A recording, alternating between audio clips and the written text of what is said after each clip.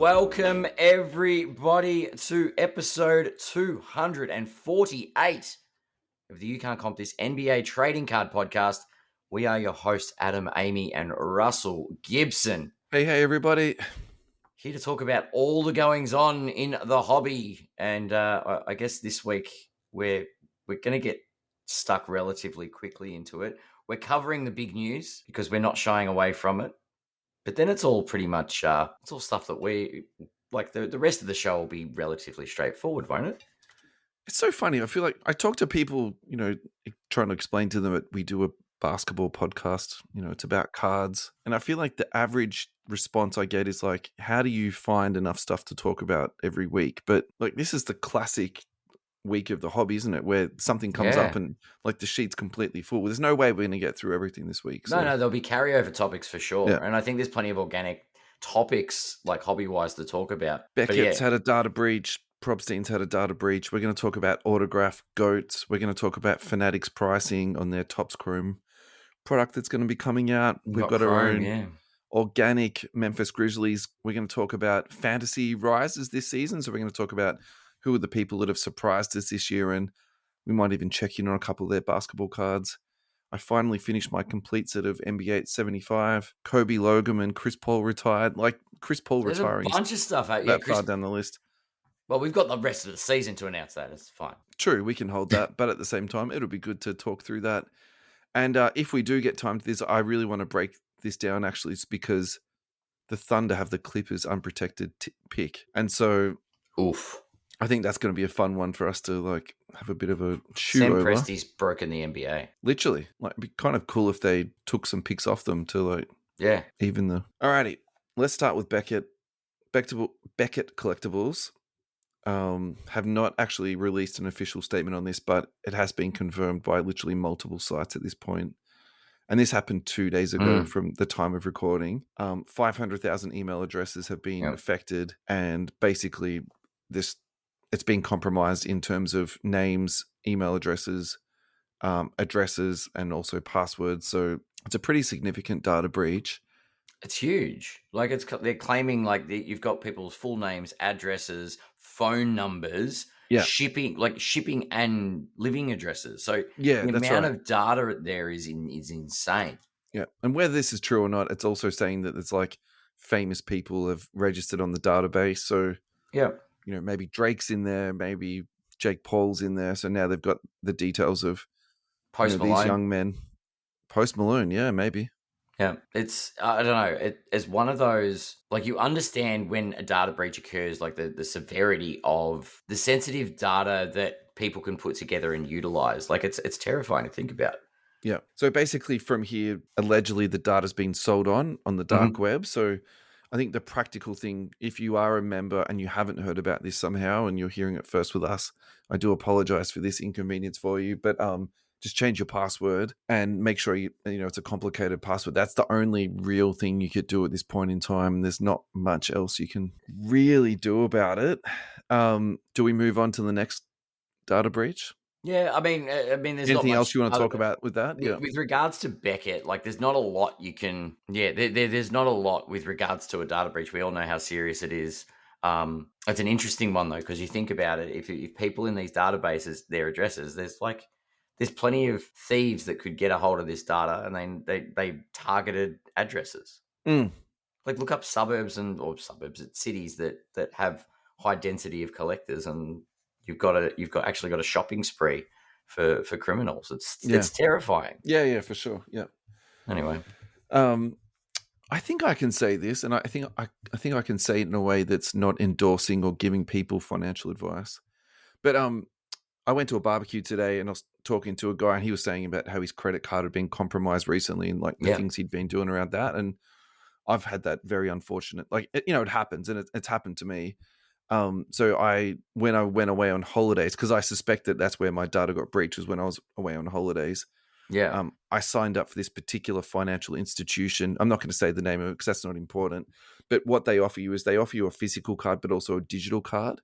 And that digital card you can discard each day. So if you're using it in a place or onto a service that you think like might not be that fantastic. So I feel like when I hear about stuff like this, more makes me think of how actually valuable that having that credit card is. So you can just like, okay, you've had a data breach, get rid of your credit card. It's as simple as that, and sort of move on to the next one. So and it's crazy. So yeah, this I don't think this article is actually saying this is from valueaddedresource.net that you can put on the multi-factor authentication. I think that's a cookie cutter copy and paste email because you can't do that on Beckett. I'm almost certain of that. They don't have that. Yeah, I mean, baked into their stuff. Two-factor authentication is definitely something that's being introduced globally to many platforms to protect from this stuff. But I'm a convert of that, to be honest. I actually think it's a really anyway. All right, let's move on. Yeah. This is getting boring at this point, isn't it?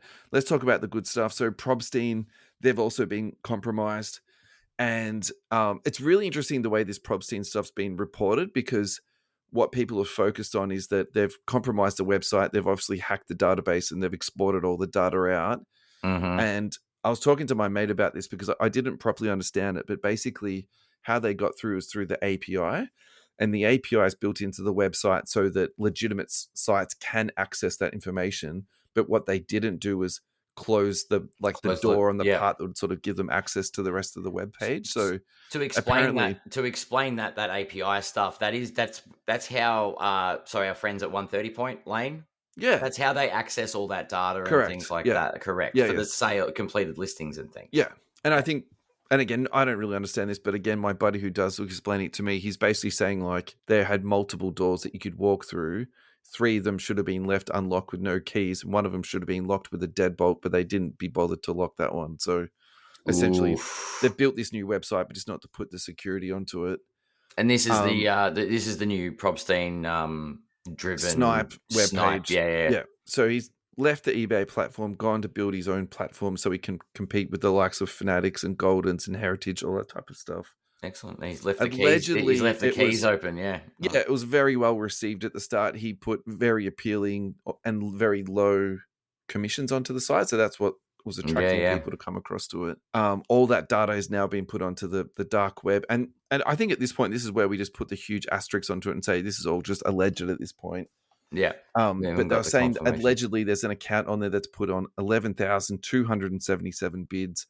When you trace that back, it's somehow traced back to Probstein, which I think, this is why I'm saying allegedly too, because I feel like this is kind of one of those crimes. It's like, if he did create an account, would he actually be doing it? Wouldn't he have like an employee to do it? Or, something like that. Like, I kind of find sometimes this stuff like, it's very convenient, this information, but it's also is it actually believable? But maybe it's a customer service feature. Yeah, for sure, right? Yeah. Look, I'll let you reply to this because I've had a lot to say so far, and then I'll sort of put my 2 cents in after that, I think. Look, another data breach. The fact that it's incriminating evidence takes one of my conspiracy theories out. You know how what's your conspiracy theory? Well, I was going to say maybe they just wanted to sell the data themselves, so they talked about a leak, and now they can distribute the data as they see fit. Okay. I mean, that's a wild conspiracy theory, but Why not? Why not? You can go to big auction houses with information and say you acquired it through. I mean, you would generally want to keep your customers, not piss them off. True. Anyway, that's fine. It's a cool conspiracy theory. I didn't think of it. It's a crazy world we're living in right now, but it is a crazy world. The shilling stuff is, I mean, everyone knew it's been happening anyway, really. I was going to say, this is like the so interesting thing to me. It's like, why aren't people talking about the data breach? All they're talking about him shilling, which we already effing knew that. Like, this is not news. We know the guy is, that's what he's renowned for, is shilling. He literally invented shilling and made a business out of it. And everyone now, and by the way, everyone and every single auction house copies his behavior, by the way. Yeah. I'm not condoning this, but this is now this is the world we live in. We've gone from a world where people put reserves on cards to the point where they're like, in order to save a couple of cents on insertion fees and whatever, we're going to shill the auction. You're like, whatever. Definitely. It's ridiculous. But I agree with your point where why is everyone focused on the shill stuff? Yeah. There's a bunch of data that's just been hacked and leaked. Yeah. I personally think that's the bigger issue. And I mean, personally, if I was a customer, which I'm not of them, I just feel like that to me is the bigger and the more important part of this story. But I think at this point too, we just quickly go back and just touch on the alleged issues that Probstein has had in the past. So there was actually a class action lawsuit taken against him in 2020. Yep. Along with PSA, PWCC. And essentially what the class action was about was them, incorrectly or inappropriately inflating the final listing prices of cards that were on their platforms. Yeah. The suit alleges misrepresentation, consumer fraud, racketeering, breach of warranty, and more.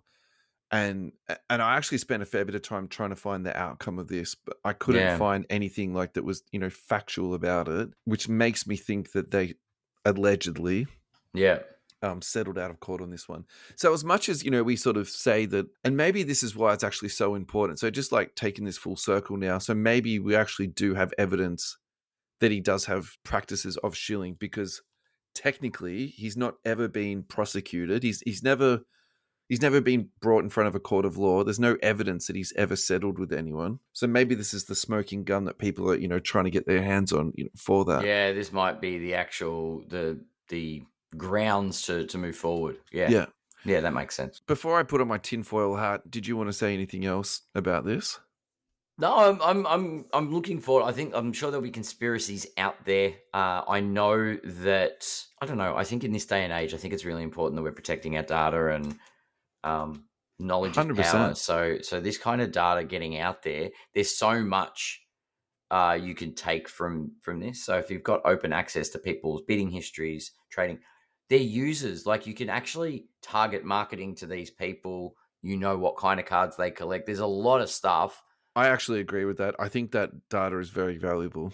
Yeah. Can you imagine? Can you imagine someone like someone will buy that? Golden Auctions, another auction house. Here's a list of all the people. Dr. Evil at the moment is Fanatics, right? Fanatics collect. Yeah, 100%. Fair. Yep. Maybe it's a Probstein play to get in bed with Fanatics by selling the data. They did orchestrated their own data breach, and now he's going to sell the data. I don't know, man. Well, he already knows he's shilling, so it's not like anyone cares about the evidence there. See, we go. All right, I got my tinfoil hat on. So my thing about this is I actually wonder if someone's targeting these companies. Because for me, this is like two hacks in very close succession. Yeah, 100%.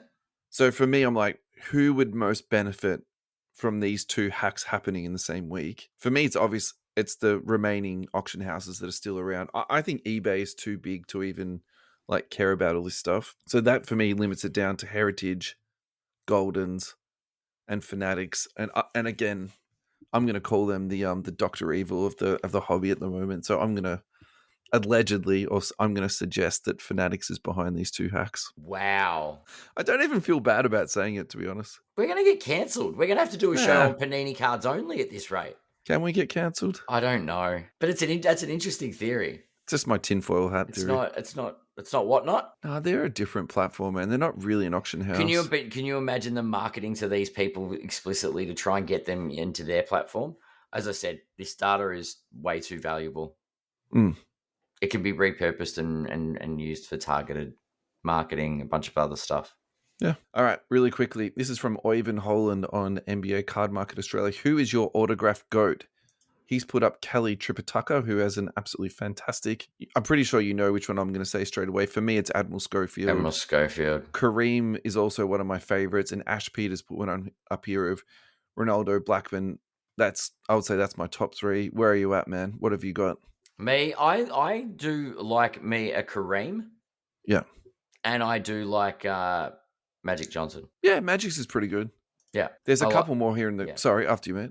Yeah, no, they're the ones. They're like the nice, long script ones, I guess. Yeah. Kenny Skywalker is another good one. That was put up by Lucas Gallen. Jamie White put up Louis Dampier. The funny thing for me about Louis Dampier is I'd never heard of this dude before. And when I saw it come out of a break, I actually went back and did a bit of a deep dive into him. He should not be in Panini products. That's just my 2 cents on that. Damo Winterbond. G'day, Damo. Rick Fox, he's put up him, it's a pretty nice autograph. It's artsy. Artsy. I like that. I was going to say, do you know, given, because we had dinner the other night, I'm going to make my criticism. Clyde Drexler, I don't like the autograph. It looks like Clyde Dreffler. There's no X, it's an F. It looks really weird. Just flashing back to that. Come on, Clyde. Yeah, get your act together, mate. Come on. We should probably do that another time. What's our worst autographs of all time? Worst autos, yeah. Okay. All right, let's go to a break. And when we come back, we're going to talk some Fanatics pricing. Ooh. Or should I say Dr. Evil pricing? Dr. Evil. Alrighty. Thank you, Neon Trading Cards, for your ongoing support and sponsorship of our show. Go to neontradingcards.com. There you'll find a whole host of breaks. We asked the lads about Topps Chrome in terms of the pricing. They said, unfortunately, they don't have any information for that at the moment. However, as soon as the shipping has been confirmed, they're going to be releasing the breaks onto their website. So keep an eye out for those. They've got a huge amount of Topps releases that are being headlined before Christmas time. NBA Chrome, MLB Chrome update with the MLB debut patch autographs in it, UEFA Merlin Chrome, F1 Chrome. Neon will be breaking cases of all of these as they are the authorized top supplier and breaker in Australia. In addition to that, there are many other releases that we haven't mentioned. However, do keep an eye out for them because you can buy them from neontradingcards.com and use them as stocking stuffers to make sure that all of your husbands, friends, wives, children have got full stockings when St. Nick comes. Thank you so much to Neon Trading Cards for your ongoing support. Adam, how you doing, buddy? I'm good. We're back. We're back. What's next on the docket? What are we going to talk about? All right, I think we need to talk about Fanatics website and the pricing of Chrome. I went on there to have a look at it to see what it was going to cost me. Hobby and Jumbo have both sold out, so that's done and dusted. If you now want to purchase some of it, you now need to go to resellers, which, as we know, is a little bit of a problem because you can often be hijacked on that. What they are currently selling is hangers for 20 USD, megas for 85 USD, and blasters for 50 USD. So I actually thought we don't know the price of Hobby and Jumbo at the moment, right? But what we do know is the prices for blasters. So why don't we sort of build our conversation around that? Because I think traditionally Panini never had any blasters for that price ever. So correct me if I'm wrong about that, right? And what I'm referring to by that is when they're selling them at retail places that you could get your hands on them. So I'm not talking about resale afterwards. Like we all know that was inflated, and then for our Aussie friends back home, they have to pay for duties and international shipping. Yeah, 100%. So taking all that stuff out of it, but I can categorically say I was in America recently. I bought blasters for 25 and 30 USD. That was the two highest prices I paid, and you can obviously get them for less than that. So I think there's three things to be discussed about this. I think that Fanatics paid a huge amount of money for the licenses, so I think this could be the new normal where the baseline is risen. The second thing is distribution is a massive problem, even though that they want to be the producer and also the distributor. So, for example, what I mean by that, if you go to an unnamed Australian huge player in the market, you go onto their website. I'm not going to name their name because they don't sponsor us, but they have still got Flagship as a pre-order. They haven't got it delivered yet to get into customers' hands. So we're moving on to the second product already, and they haven't even got delivery on the first product, right? Either so that or the website's just it's on back order, but whatever it is, the supply stuff. I feel like, in my opinion, the supply chain is been interrupted, right? And I personally am putting that down to Fanatics model. And I personally think this is what they want. They want all of it to come through them, but this is the ripple effect that we're already seeing. So it's already sold out on the website. Now it's just going to be, at resellers price.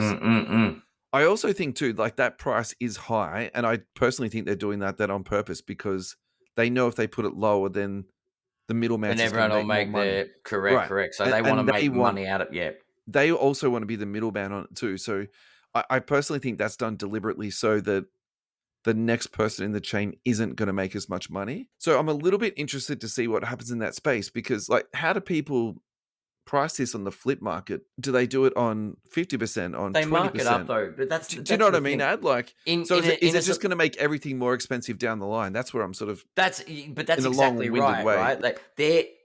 Fanatics think they've cut an element out by being the middleman. No, it was in the manifesto, right? But they've just changed the pricing point because regardless when the Panini product was there, if you got blasters in, the flippers would just buy them at whatever the retail is, 100%, and they flip them out. And they would flip them at a markup.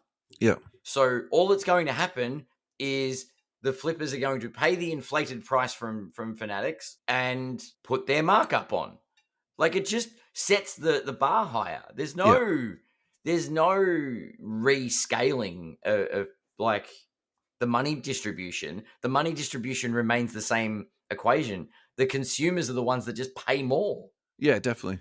And I think that's not good for the hobby long term. Yeah, I'm not too sure how this plays out. So I think we just have to wait and see on it, and maybe also too, they're banking on this product just being so coveted and so highly anticipated that they know they can price it for more, and it will sell. So, well, flagship is hoops, right? Sorry, yeah. That was the general consensus. Yeah, the baseline, right? Like we're using flagship as your Donruss and hoops release. Yeah. So obviously, Chrome is Prism when you're hitting the parallels. Sure. Right. So this is literally the equivalent of getting Prism by the end of the year, hopefully. Yeah. Or start of next year, end of this year. Like, it's out quicker than bloody Panini's ever done it. But it is, they're trying to get that parallel. So they're going to say, well, look at historically what Prism did and sold for, so we're going to make it that price point. But then the flippers are going to add even more to it and send it through the roof. Maybe that's what they did do, man. Maybe they saw what the after sale market was on Prism, and that's what they're priced at. And that's where they've priced it at. Yeah. Because the only thing with a supply demand industry, like anything supply demand, that's a good take, man. Yeah, it's very much based on what the customer and the consumers are prepared to pay. Yeah, that's right. And there's a demonstrated history of evidence of that. Yeah, exactly. Yeah. So it's hard to give advice in the hobby like this, but the only way this changes if the consumers speak with their wallets and no one buys it, they will don't buy adjust the price 100%. Correct. So just going back full circle to Australian prices. So Neon, Fast Break, an unnamed major player in Australia, have no information on pricing on Chrome at all. There is nothing locally available in Fast Australia. Break, yet. We reached out to Fast Break and Neon. Fast Break just said at the moment they got nothing. Yeah. Neon said the same thing. They got nothing at the moment. However, they did say, interestingly, it's going to be disgustingly priced, unfortunately. So I think we need to sort of hold on to our chairs with that. Well, David Adams, based on the information that we've already got, right? Yeah, but I personally, I mean, the way that I look at those boys, they are collectors themselves too. So I think 100%, yeah. Like, I mean, the way I would look at that is, for me, a nice price on a hobby box of Prism will be like 1,000 Aussie. Yeah. So if it's, I'm assuming it just means it's going to be more than that. That's the way I would interpret that. Yeah. But that's completely my own take on that. Speculation, yeah. Dave and Adams have got blasters for 54, so that's $4 more than Tops, and Megas for 95, so that's $10 more than Tops were selling them for. So not a huge markup. Yeah, that's about the same. It's, but I think I've actually maybe one of the bigger winners out of all this is going to be Dave and Adams, someone like that who's got that huge, catchment of resale. Yeah. Mike Geo and Boston Card Hunter, they were early on this. So they did this probably 2 or 3 days ago now. Their take was they were showing eBay listings that were the asking prices, and all of the asking prices were $1,000 plus. Yeah. I personally, I don't agree with that take, just pure and simple, because we all know with eBay, everybody asks for at least double or triple what the actual card is worth. So it's no different when it comes to sealed. I think what we really need to see on eBay is the sold pricing. So at the moment, I could only find one box that was sold, and that was sold for $514 USD. And that's a pre-order. So that means that the person has to pay for it now, wait for that person's fulfillment to get done, and then they're going to post it out. But I personally think that's a better comp than what the asking prices are, if that makes sense. Yeah, that makes sense. Yeah. I don't actually think there's much more we can glean from eBay, because a lot of the eBay... Well, it's all speculative stuff, isn't it? Yeah, but also a lot of the prices after that are just break prices. I could only find one from hobby boxes. So yeah, that's what I sort of think about that. What's your closing thoughts on this before we move on and to the Memphis Grizzlies. Honestly, I think this Chrome release is going to set the new normal for what the equivalent of Prism release. Like, and yeah, obviously we're living in this whole. This is the first iteration of what the world under Fanatics looks like. Yeah, but I think this is what the Prism release will look like. Do you know? Like, this is the equivalent thereof. So Topps Chrome, we're about to find out what the baseline and the new normal is for this product. Yeah. Unless there's a tanking draft class, expect prices to be out. Yeah. I mean, I will say this, and I think this is a very negative way to look at the hobby. And if I do get flack on this, I'll take it. But I would actually like them to see one product that's printed on demand. So I still feel, not printed on demand, but they're doing So the like Topps hobbies Now and stuff. Hobbies and Jumbo have got all the numbered stuff in it. Like, and that's like limited to 1 million boxes, whatever they make, right? But then at any time you can go onto the Fanatics website and you can buy a mega for $85. Yeah. And they literally print those out on demand. You know, maybe one in every 20 style. Yeah. And you know that, like, there's no lies about it. There's no, like, you know, ultra rare this and that. These are just basketball cards. If you want to rip a box, you can get one for $85. Maybe one in every 20 boxes has got an autograph. You know, something like that. Yeah. I would almost do that with the unnumbered parallels and just call it like Top Starburst or something. And then what you're doing is you're getting all these different colors, and it's just random color. Yeah. There's no quantity known, and kids get inserts. So that product is available. Yeah, that's what I mean. But that's also my takeaway too from my time with Panini. It was like, I really feel like the worst thing that happened for them was everything sold out, because that's what really made prices go crazy. Yeah. And it was the aftermarket. Having something available for people to rip, I actually think is a good thing. And look, guys, if you're out there listening and you disagree with this, please let me know. And, like, you know, send us a message. Interesting discussion. You know, we'll fire this back on next week's show, because I'm sort of the opinion that actually keeps the hobby like accessible for everybody, and then people can still get their hobby and all that numbered and short printed stuff. Yeah. All right, let's do this really quickly. My Memphis Grizzlies take is this: fire the coach, fire Tomas, immediately hire Tom Thibodeau. I like it. It's a very calculated move. Bring back the Grizzlies grit and grind. Run everything through Ja Morant and implement all of the Derrick Rose, Chicago Bulls dribble drive, penetrate and kick sets that they put in for him. Play Ja Morant 40, 42 minutes a game. Maybe he's MVP next season. Maybe his legs fall off and then we never see him again. But I honestly, I feel like this Memphis Grizzlies thing at the moment, it's just like a slow train wreck that we're just driving past and just like watching all the carriages burn at this point, man. I just feel like it's a train wreck that's down the bottom of the standings. No one cares about it. Ja Morant is delusional. I care. I care, actually. I feel like the ownership is going to side with the coach and they're going to scapegoat this kid. I reckon Ja's going to get moved somewhere that he's going to actually have an impact, and the Grizzlies are going to suffer for ages. I just don't think you bet on a coach instead of like a potentially star player, though. 100%. And that's why I say just go all in on Ja. Get that coach. He's available. Yeah. You're right. Thibodeau. Do it. I like it. Anyway. You know, Ja's still holding firm through all this. I say holding firm. He's fluctuating between... All right, now he's dropped a little bit recently. He's down 10% over the last 6 months. So I don't know. As long as he's between $200 and $300, there might be some value in Ja if he gets moved. If they do what you've suggested, maybe he does go up again. Maybe he's MVP level Ja Morant again. Maybe. Who knows? Fast Break Trading Cards, thank you so much for your ongoing support. Go to fastbreaktradingcards.com. Now, get ready, guys. Black Friday sales are coming. Online only, though, so make sure you check back. Thursday night at midnight, don't go to bed. Make sure you're up. Get onto Fast Break Trading Cards. Check out all of their Black Friday sales. It is going to be absolutely fire.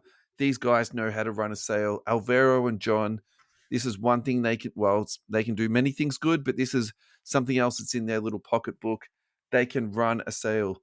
Also, if you want to go down and talk to the boys, do some trades with them, sell some of your cards, go to 75 Tulip Street in Cheltenham.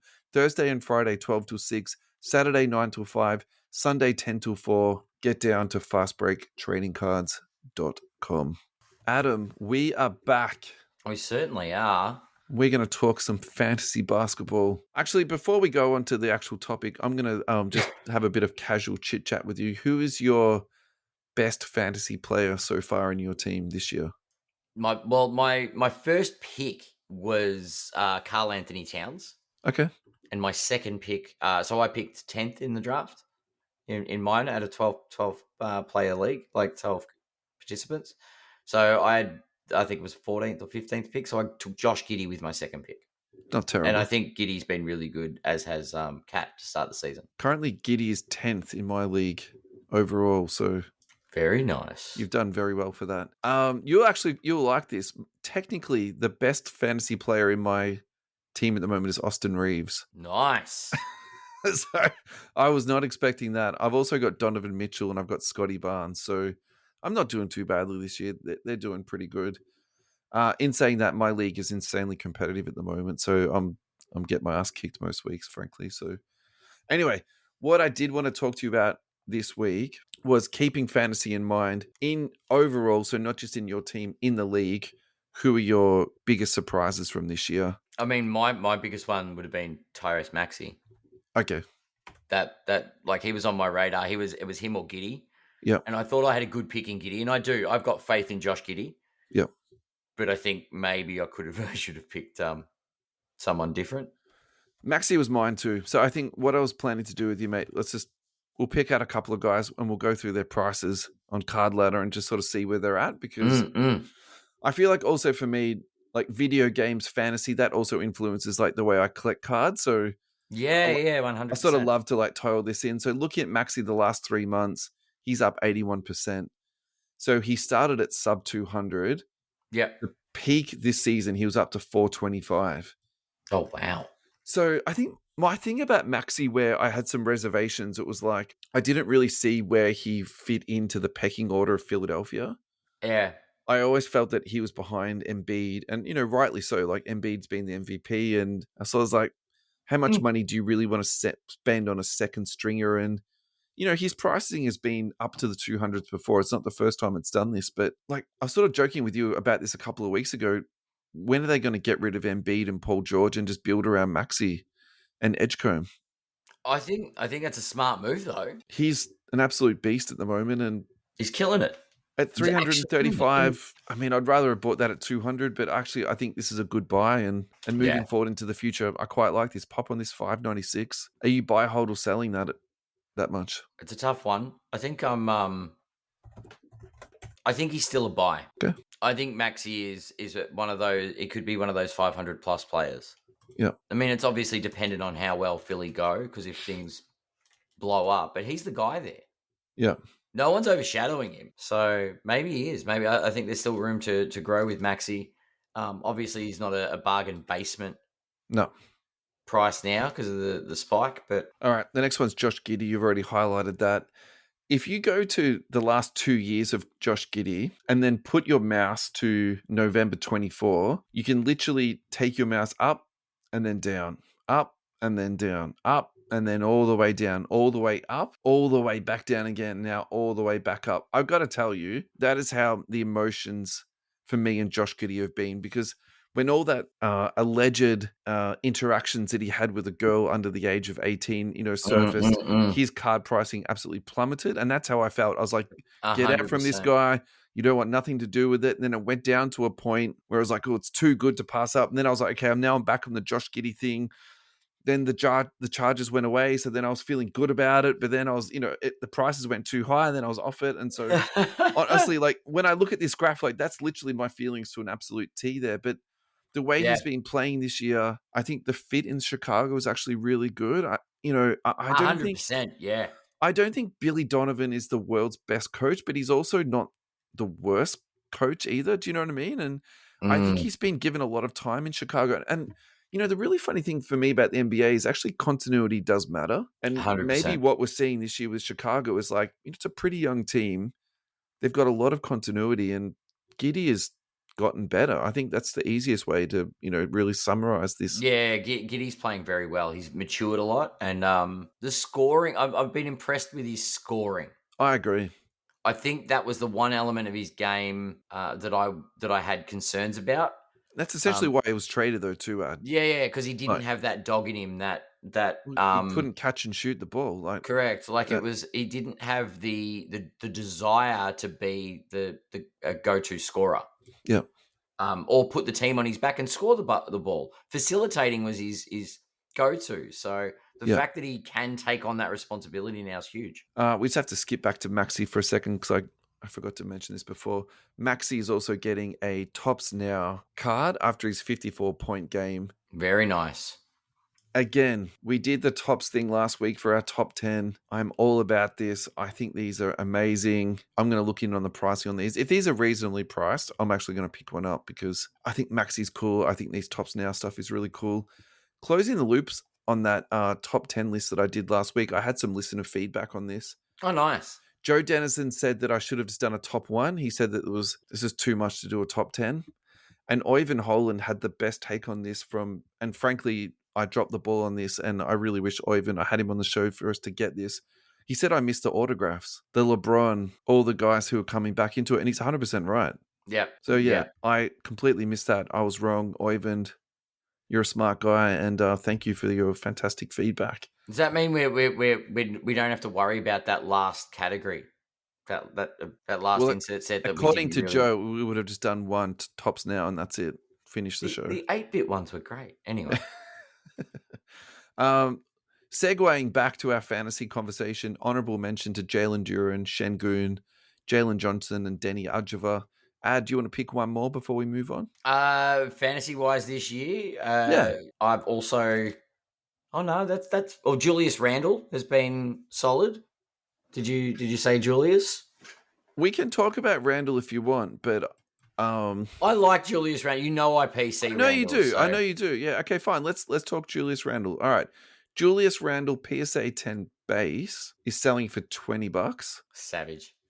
Nothing. There's actually nothing. I actually can't find any silver data on this guy. There's none. There is none. The population on it's 218. I honestly think, man, at this point, this is a PC only card. That's why I named him. Because I PC him. Maybe that's why we haven't got the data, because I haven't been selling the cards. I'm the only Julius Randle collector out there. Just wait till you unload your stash, right? That's it. I just start, All-Star Weekend, I'll just start. I mean, you joke, but wait till I start unloading my Schofields. Then the data's really going to come pouring out. That's it. That's exactly right. All right. This next segment is 100% self-indulgent, but I don't care. I'm really happy / proud about this moment. I finally got together my set of 75 years of the NBA. Congratulations. Thank you. I thought I had this finished 3 months ago, but then I got all my cards into my hand. I realized I'd missed one, so I had to go back onto ComC and get another delivery done, but that's all good. What was the card that was missing? It was Kyrie Irving, actually. Slippery sucker. Yeah, he's a slippery little guy. He's got a smooth handle too. It does. Anyway, go onto our Instagram, go onto our YouTube. You'll find the video on there. I went through and did a video and showed every single card on there. That's awesome. Did you get a chance to watch it, Ad? Well, I can't really ask you any questions about it. I was going to ask you, was there any cards that caught your eye? Look, I like the Duncan card. It's a good set. It's a fun set. It covers a whole bunch of different guys. It's got, the ultra modern guys. It's got the current veterans. It's got the old school, Kareem, Bill Russell, Kevin Garnett. There are actually some nice shots. Yeah. Do you know what I mean? Like the action shots are great. I think the very simple way that the card looks. It's super clean. Yeah. Like it's not a crazy background. It's just a plain silver background. I think that's really clever. I think my only criticism of this set is that I would actually like to see the actual 75 years in it. Yeah. The logo, you mean? Well, because, remember when they did the 50 diamonds, years, then they did the 75 years, and they named 75 players as part of that celebration. Oh, so that the actual 75 players. Yeah, I would actually like to see the top 75 in a set like this. So instead of having, the current crop of rookies in there, then you just have the OGs in it. And I think that would be, in my opinion, that would actually make this set even better again. But yeah, 100%. I still liked it. It was just a fun set to actually, to get through. All right. Can we do one more thing before we go to a break? What do you reckon? Of course. One more. We'll get one more in.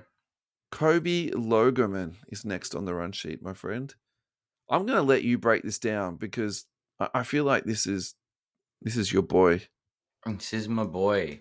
Kobe Logoman. I'm just going to bring it up on the screen for everybody at home. Fantastic. PSA 10 Logoman selling 9 years apart. This is so there was a sale on Kobe Day, I guess, the day after his birthday, the 24th of the 8th, 2016. Yeah, right. This Logo Man sold for $7,999. I bet you the person thought they were real smart selling it the day after his birthday too, right? Oh, like they would have got extra price.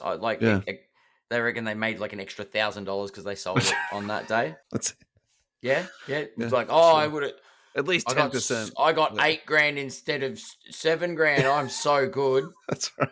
9 years later, now you guys can do the maths on this and whether or not this is a good investment. We're not maths people, are we? Sold on the 20th of November, 2025 for $456,000. I'll just leave that there. I think that's all you need to say, really. Literally, he just made an extra $450K out of that in 9 years. That's $50,000 a year that card's gone up. It's amazing. I actually don't see the value in this card, and I'm saying this respectfully, by the way, too. I think at that price, you need at least an autograph in it. 100%. And I also wonder, too, who is buying this at that price, man? Like, well, it's not a round number, so it's not the Wondershine group. Oh, okay. I was going to say, like, why is this not Wondershine? Be flat 500 for a Wondershine purchase, or just 450, right? Yeah. There's no change in the Wondershine purchases, but yeah, that's insane. I do have a level of agreement with you on the lack of an autograph. I think that price tag probably warrants an autograph on it. Like for me, at even $50, I want a patch autograph. You know? Yeah. $450K, like. Yeah, and I think the Logo Man as a card is one of those ones where you expect the auto as well. Yeah. But yeah, still a nice card. Beautiful card. Amazing. Yep. I would have rather paid $8,000 for it. That's right. US Sports Cards Australia.com.au. Go there for all of your card collecting needs. Sports breaks. Check out My Cards Australia. Collectible protection, singles categories, hobby boxes, sports memorabilia, and Ross's famous water pistols. Don't forget, ComCA is Ross's card consignment service, which is currently building at an exponential rate at the moment. Ross has got a lot more sales happening on the page. He's getting a lot more submissions. He's putting cards on daily. He's very, very happy with the progress of the site. We mentioned a Karl Anthony Towns Logoman last week or the week before. That card has finally been listed. So if you're looking for some Karl Anthony Towns Logoman, go on to check out My Cards Australia and pick up that bad boy right there. Thank you so much to Team US Sports Cards Australia for your ongoing support. All right, Ad, this is it. This is the fourth quarter. Things are gonna get wild in the fourth. We're going to get through some news stories right now. I think we should talk about Chris Paul retiring. Yes. I'm a little bit surprised in the timing of this. I would have thought he would have gone through to the end of the season. So I am expecting more news to come out around this. So whether it's an injury or there's something, going on in his personal life for this to happen, or it could just simply be that the Clippers suck and he doesn't want to hang around with these guys anymore. No, but he's it's the end of the season. He's playing until the end of the season. This is his farewell tour. I've read a couple of different stories that I'll go to the ESPN one from Instagram. Breaking: Chris Paul will be retiring after the end of the season. His 21st campaign in the NBA. Sources tell Shams. I think yes, that is true, but I think there's a bit of other stuff going on. Let's call it alleged at this point. All right, let's check it back on this week. I feel like it might be too early for this, so we might have a bit more news. What I thought we could do is what's your favorite Chris Paul memory? Because I feel like he's kind of one of those guys that was just like a serial agitator at one point in his career. There was a time where he almost became a Laker. That's probably my favorite. Pretty good time, yeah.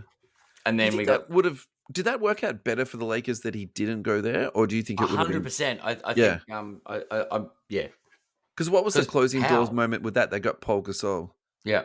Yeah. Well, they were going to give up Powell, weren't they, to get... Was the trade? What was the... You're the Lakers fan, man. I feel like you should know this better than me. I'll get the finer details of the trade. But yeah.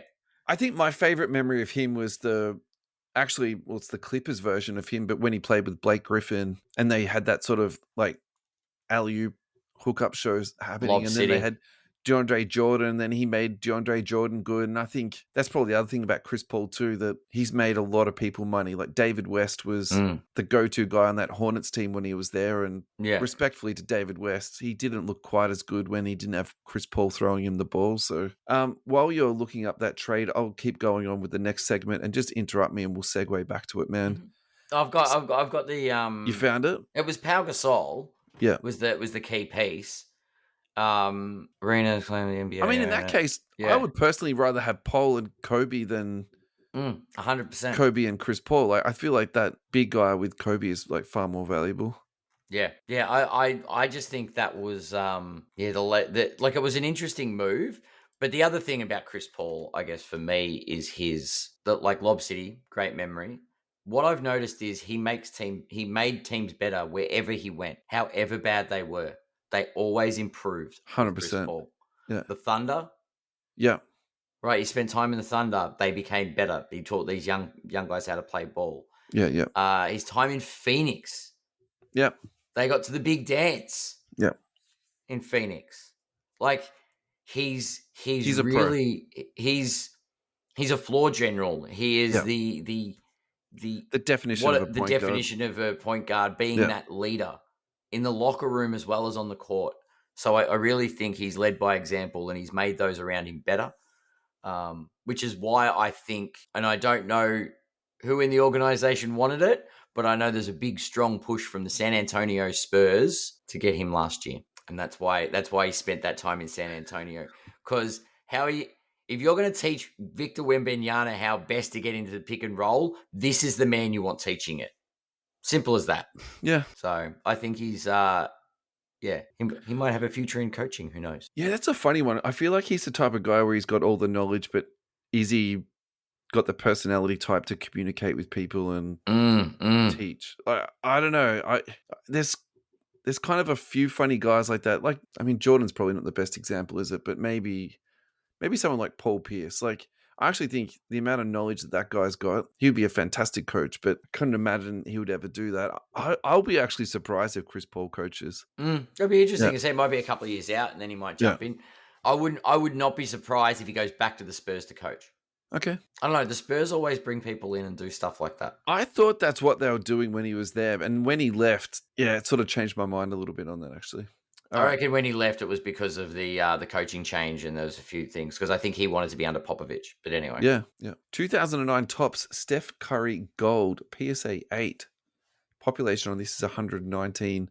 Last sold for 11,406. If you look at the beautiful card ladder graph that they've got here, it's got a nice flat line, an extremely high spike, relatively stable for a bit, and then just straight line going up again. Ryan from GemRate. Ryan, I hope you're well, mate. And he's been waxing lyrical for a long time that Steph Curry is one of the most underrated guys in the league. So I feel like this type of data just further reinforces Ryan's point on that. Yeah. I personally 100%. Think this is, even though this is obviously a very steep line upwards, I think this is a fantastic purchase. And now this just establishes a new baseline for cost. And, I think in the past we've used Jason Tatum as a comp between the rest of the league. Maybe what we actually need to start doing is using either high-end Steph Curry for higher-end stuff or lower-graded Steph for kind of like that lower-end stuff. And you say, okay, there's an $11,000 card. You can get that, whatever card that is, or you can get a PSA 8 Steph Curry Gold, which is the one that you'd rather have, because like it's getting into sort of like crazy town sometimes, isn't it? When you've got Steph Curry undervalued and you got other guys going for 10 times, what Steph Curry's going for. So yeah, it's insane. I've got no problem with this at all, Ad. Yeah. I mean, it's PSA 8. It's like the benchmark of a raw card now. Yeah. So basically what we're saying is if you crack that card raw, and you've got one of those raw, and in good nick, PSA 8 is pretty much the benchmark. And you're like, wow, that's an $11,000 card. Would you crack that, would you, if you bought that? Is that what you're saying? Would you resub it? No. I'm saying because PSA 8 is the standard, is about the same price as raw. Sure. Yeah. Parallel wise. So what we're saying is if you've got a raw one of these, it's probably worth $11,000. Yeah. Is raw up on there? I can look up that stuff, but yeah. I look, Steph Curry's not my boy, so I'm not too cut up by this. Obviously, I think when you look at that graph, it's like it's an opportunity missed. But for me, my guy that I'm still really keen on purchasing is a Jokic, because obviously I've effed that up, hardcore at this point. But I actually think he's also the type of guy that is getting still overlooked, despite, his prices are going up. But all the numbers he's putting up, I sort of put him in almost to the Steph Curry category of just being, hideously undervalued. Yeah, for sure. Jokic is a really good one. We can talk about Jokic at the moment. Isn't he leading every stat, like all the three key main stats again? Yeah. Again? He's ridiculous, that guy. Like, He no actually one makes a talks about it. mockery of basketball, yeah. Yeah. There's a video out Why don't on we do a Instagram. whole thing next week on Jokic, so then we can say we're actually talking about the guy. Yeah, given he's Done. probably the best basketball player in the world. There's a Done. video reaction of how he reacts to winning an NBA championship versus winning a horse race, and he's Yeah. much more emotional about the horse race. Like He's a lifting maniac. up the jockey and the cart, and just anyway. Yeah. Gamestop to ban customers for, drum roll, weighing packs. I'm all about this. I am all about this. These guys are absolute flogs and need to go back to their mum's basements. I am 100% all aboard this. Where are you at with this? Why would you allow a customer to weigh packs? So just... I mean, you know Pokemon better than me, but my understanding is the heavier packs have got the hollows in them. Of course, right? So if there's a shiny card, it weighs, there's a minuscule. Yeah, so they've got these little scales, these baby scales that they put on the counter, zero out, and it tells you how many, it rounds it to like 4 decimals. Like... You're just further reinforcing what I said before. These guys need to go back to their mum's basements. This is outrageous. But it was... I've seen it in game stores. People come in and they actually expect the staff behind the counter to indulge them by sharing all the booster packs with them to do it. I'm like, you're kidding, right? They're hoping for the Sunday afternoon casual that doesn't give a stuff about and going, if you want to weigh all your packs, go for your life, you weirdo. It should be policy in the stores. No, you can't weigh the packs. Yeah. I do think it's really nice to, if you're buying a pack, you get to pick your pack. Pick your pack's fine, but I'm not pulling out you're not pulling out a scale. Yeah, no, I'm definitely not. You know what? I'm going to rock in with a portable CT scanner. It's just as bad. Like, it's like... I mean, not to fast break trading cards, though. Don't do it to them. No, I wouldn't do it to them. It'd be funny. It'd be like if it was a Halloween-themed event, like a costume, I'll come in with my pretend scanner and my scales. That's your costume for next year, man. That's awesome. That's it. We've got a collect fest. My thing with NBA, though, is like you can get the heavier pack and then you get a patch out of it. It can be a napkin patch. You can get the light pack and it can be an autograph or a redemption. Like, isn't that why they put the little... And they put blockers in NBA too. In? Yeah, so so people weren't going, oh, it's the thicker pack. It's the one that's got the patch, and you'd be like, nah. Totally self-indulgent. Again, this is basically just for me, my own entertainment.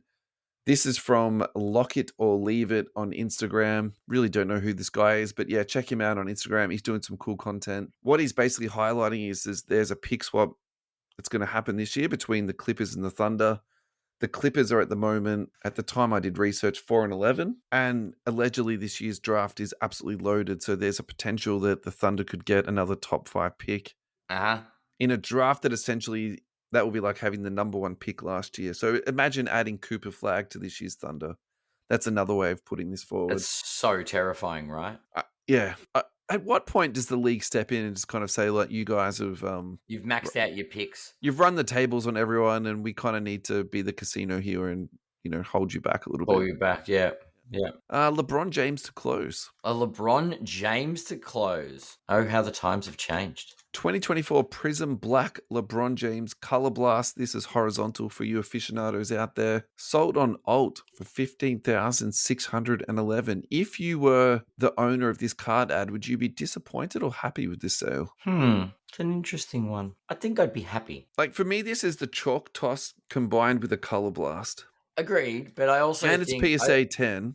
I think the Color Blast, for me, the Color Blast isn't up there yet. Yeah, I think the criticism of this card is that it's from Prism Black. And so essentially this was like the last hurrah and chuck all the comps on the general rookie cards out of those, for example, aren't as high as the stuff that's coming out of Straight Hobby.